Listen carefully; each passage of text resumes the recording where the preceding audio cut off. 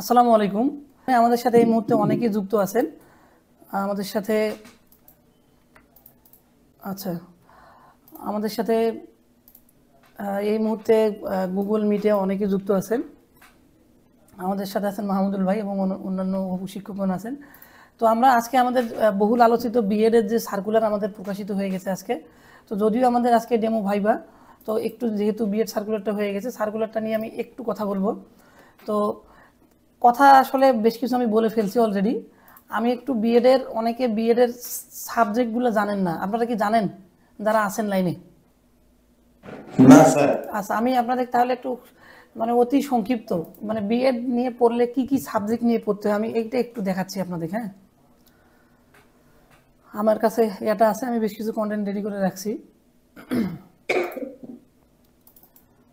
আচ্ছা, দেখেন এই বিএড কিন্তু যেমন আমি যখন 2021 সালে বিএড করছিলাম তখন কিন্তু একটু চেঞ্জ ছিল আমাদের।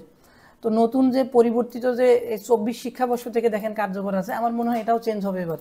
কারণ নতুন কারিকুলামের অবশ্য বই চেঞ্জ হয় না, এই জন্য চেঞ্জ হওয়ার পসিবিলিটি কম। কারণ এটা কিন্তু ওই যে নতুন নতুন কারিকুলাম 21 আসার পরে এই ঘটনাটা ঘটছে। এখানে দেখেন আপনাদের সেমিস্টার দুইটা। প্রথম সেমিস্টারে এই দেখেন এখানে 1 জানুয়ারি থেকে 30 জুন।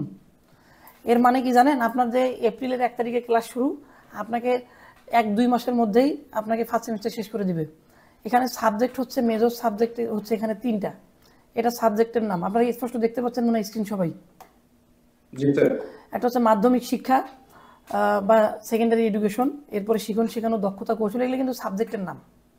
শিখন ও শিখন যাচাই, প্ল্যানিং অ্যাসেসমেন্ট। তো এগুলাতে কিন্তু যারা ফিজিক্স কেমিস্ট্রি নিয়ে পড়ে, আমার খুব ভালো লাগছে। আমার সারা জীবনে আমি মানে অনার্স লাইফের পরে এই বিএড করে আমার খুব ভালো লাগছে, কারণ এগুলো এত সোজা। আমাদের তো মনে করেন যে সূত্র, অঙ্ক টঙ্ক করতে জীবন শেষ, কিন্তু অনেক সহজ। মাধ্যমিক শিক্ষা কাকে বলে, বিবেক কাকে বলে, বুদ্ধি কাকে বলে, হ্যাঁ, তো এটা হচ্ছে প্রশ্ন। বা বিভিন্ন হচ্ছে বিজ্ঞানীদের মানে দর্শন থেকে অনেক কিছু আছে এখানে। তো খুব ভালো লাগছে এগুলো, আপনার পড়ে খুব মজা পাবেন। এরপরে দেখেন এখানে দুইটা কিন্তু এগুলোই বলা চলে নন মেজর বলা চলে এগুলা। খ বিভাগটা দেখেন, আপনারা কি দেখতে পাচ্ছেন? মানে একটু জুম করব। আচ্ছা দেখেন, আচ্ছা দেখেন এই যে 3টা আপনাদের মেজর সাবজেক্ট থাকবে আবশ্যিক। এটা আপনার কোনো অনার্সের বিষয়ে থাকবে না, কে কি নিয়ে অনার্স করে করুক। এবং 2টা থাকবে আপনাদের, আমরা যদি নন মেজরে বলি 2টা। এই 2টা কি, ভাষা এবং সংস্কৃতি। যারা ধরেন মানে বাংলা ভাষা, ইংরেজি যাদের সাবজেক্ট ছিল অনার্সের, তারা এখান থেকে যে কোনো 2টা চুজ করবেন। ধরেন বাংলা যিনি,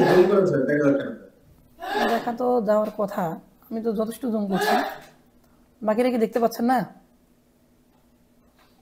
স্পষ্ট দেখা যায় না এই আর কি। তো অনেক জুম করে, এখন কি দেখা যাচ্ছে?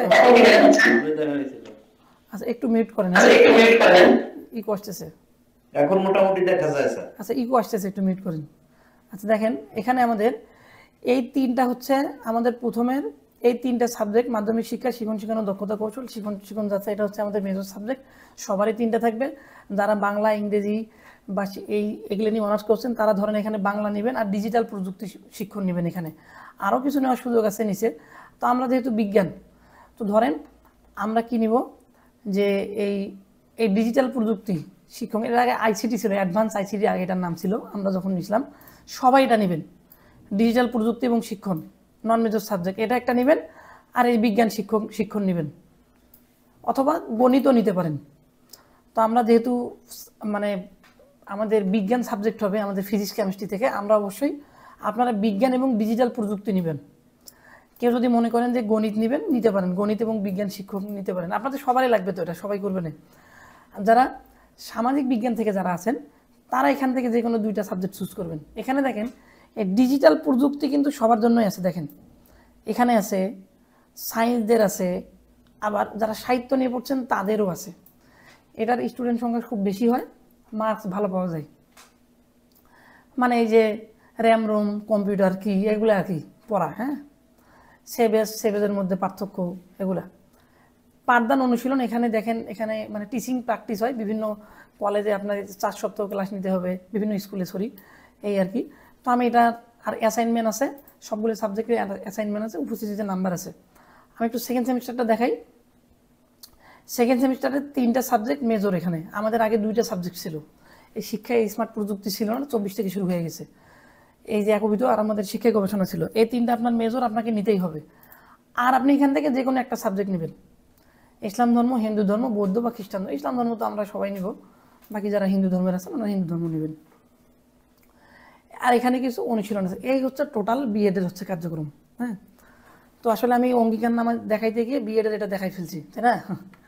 তো যাই হোক, সমস্যা নাই। তো আশা করি বুঝতে পারছেন মনে হয় কিছুটা। তার মানে বিএডে আপনাকে এগুলো পড়তে, আপনাকে কিন্তু 31 ডিসেম্বরে ছেড়ে দেবে কলেজ থেকে, মানে বিএড কলেজ থেকে। চিন্তার কিছু নেই। এই সেকেন্ড সেমিস্টার আছে এখানে। কোথায় গেল সেকেন্ড সেমিস্টার? এই দেখেন, 1 জুলাই থেকে 31 ডিসেম্বর। আপনার কি মনে হয় গতবার 1 জানুয়ারিতে ক্লাস শুরু হয়েছিল? হয় নাই কিন্তু। এখানে 1 জানুয়ারি যে আছে, 1 জানুয়ারিতে কিন্তু ক্লাস শুরু হয় নাই। না হইলে মনে করেন ওটা ওখান থেকে, হচ্ছে বিষয়। আরেকজন দ্বৈত অঙ্গীকারনামা দেখতে চাইছিলেন, আমাকে একটু সময় দিতে হবে, এটা যে কোথায় আছে আমাকে একটু খুঁজে বের করতে হবে।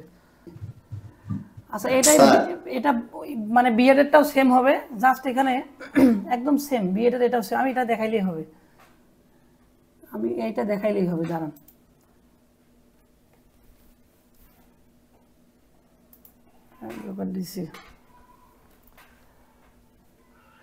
দেখি এবার খুলে কিনা। আচ্ছা, এই পিসি এত স্লো হইলে কেমনে কি হবে? এই যে দেখেন, এটাকে বলি আমি দ্বৈত অঙ্গীকারনামাটা প্রায় সেম এখানে। জাস্ট এই জায়গায় আপনাদের এই যে জাতীয় বিশ্ববিদ্যালয়ের অধীনে এখানে 2025 শিক্ষাবর্ষের মাস্টার্সের জায়গায় এখানে বিএড প্রফেশনাল থাকবে। হ্যাঁ, প্রফেশনাল বিষয়ে এটা রেজিস্ট্রেশনের মানে আবেদনের জন্য এই অঙ্গীকার করতেছি যে অন্য কোনো কার্যক্রমে বর্তমান ভর্তি বা অধ্যয়নরত নই। নির্ণীত ছক একদম সেম ছকটা, এই ছকে আপনাদের এই যে এই জিনিসগুলো দিতে হবে। হ্যাঁ, নাম, এই এসএসসি সনদ অনুযায়ী জন্ম তারিখ। আমরা কি দেখতে পাচ্ছেন স্ক্রিন? জি স্যার, দেখা যায়। আপনাদের এইভাবে একটা সেম থাকবে। এটা পরে স্ক্যান করে এটা আপলোড করে দিতে হবে। হ্যাঁ, সরাসরি বিএডটা আমি এই মুহূর্তে আসলো না, ওটাও আছে, যেহেতু দ্বৈত লিখে একটাই পাইলাম, একদম সেম জিনিস। এটাই মূলত দ্বৈত অঙ্গীকারনামা। হ্যাঁ, এই হচ্ছে বিষয়। আমি এটা অবশ্যই শেয়ার করবো আরো এটার সাথে। আপনার ফেসবুক পেজে দিয়েন স্যার। জি জি, আমি পেজেও আমি শেয়ার করে দিব। আর আপনাদের আর কোনো যদি কোনো প্রশ্ন থাকে এখনই করতে পারেন, আর আমরা মনে হয় ভাই শুরু করে দিতে পারি এখন। স্যার, জি, এই 18তম যে ভৌত বিজ্ঞানের ভাইবা প্রার্থী স্যার, তাহলে আমাদের সবাইরই কি স্যার এই বিএড করা উচিত? এটা আপনি সাজেস্ট করতেছেন বা করলে ভালো হয় স্যার? ভালো কেন?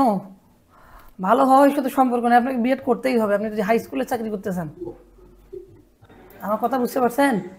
আপনার বেসিক বিএড ছাড়া বেসিক আপনার 12,500 টাকা, আর বিএড সহ বেসিক 16,000 টাকা। সেটা বড় কথা নয়। আপনার যখন 10 বছর পর একটা প্রমোশন হয়, আমার কথাটা বুঝবেন, হাই স্কুলে 10 বছর পর একটা প্রমোশন হয়, এই প্রমোশনটা হয় বিএড থেকে শুরু করে। দ্যাট মিনস আপনি যদি আজকে থেকে 4 বছর পরে বিএড করেন, 4 বছর থেকে 10 বছর পরে আবার প্রমোশন পাবেন। আর যদি শুরুতেই যদি বিএড করেন, এখন থেকে 10 বছর পরে প্রমোশনটা পাবেন। তার মানে আপনার স্কেল কতটা বাড়বে। আপনি সিনিয়র শিক্ষক হইতে পারবেন না বিএড ছাড়া, মানে অনেক সমস্যা। আমার কথা বুঝতে পারছেন কি স্যার? হ্যাঁ, বলেন।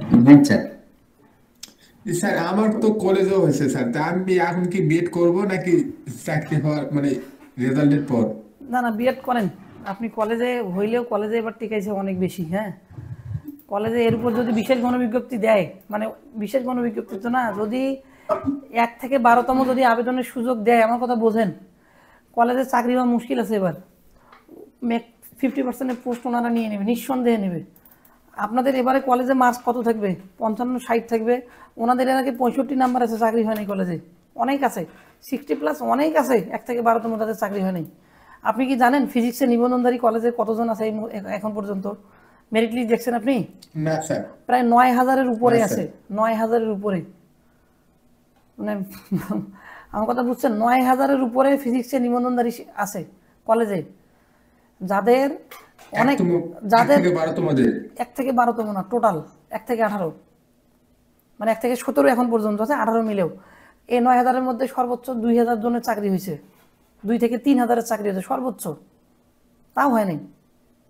তার মানে বাকিদের সবাই আছে এখনো, চাকরি হয়নি, মেরিট লিস্টে আছে কলেজের, এবং তাদের মার্কস ভালো। আগে 70 নম্বরের কলেজে চাকরি হইতো না, কারণ আগে ওই সবাই ছিল, আগের ইন্ডেক্সধারী ছিল এরকম, তো ওনাদের অনেকের চাকরি হয় নাই।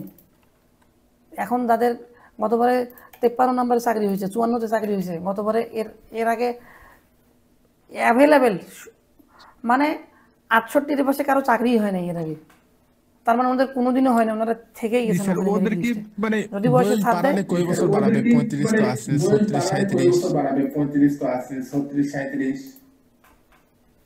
36 স্যার 37 বুঝি নেই ভাই। আপনি বললেন তো 1 থেকে 12 তোমাদের হয়তো বয়স বাড়াবে, আপনি বললেন তো 1 থেকে 12 তোমাদের হয়তো আমাদের বয়স সুযোগ বাড়াবে। দিবে হয়তো বিশেষ কোনো বিজ্ঞপ্তি না দিলে। আমাদের সুযোগ দিবে সেটা হয়তো কয় বছর বিশেষ বাড়াতে কোনো পারে? বিজ্ঞপ্তি না দিলে। সেটা কয় বছর বাড়াতে পারে? এখন এটা তো এক্সাক্ট বলা মুশকিল। এখন আমার যতদূর মনে হচ্ছে এনাদের একেবারে টাইম আনলিমিটেড করে দেয় কিনা, এটাই হচ্ছে কথা সম্ভবত, যেহেতু ওনাদের সনদের যে মেয়াদের সনদের ওনাদের যে রেস্ট্রিকশনটা সেটা তুলে দেওয়া হলো, এইটার একটা আইন করে বা একটা প্রজ্ঞাপন কিছু করে ওনাদের সবাইকে সুযোগ দিবে। আমার যেটা মনে হয় বয়স ওইভাবে স্পেসিফিক করতে পারবে না হয়তো, আর একান্ত না করলে ছেড়ে দেন না রে ভাই, কিছু নেই রাখবেন। আপনি আজকে ছেড়ে দেন না রে ভাই, কিছু নেই রাখবেন। 1 থেকে 35 দিলেও লস। স্যার 1 এরকম থেকে স্কুল 35 পর্যায়ে কতজন বছর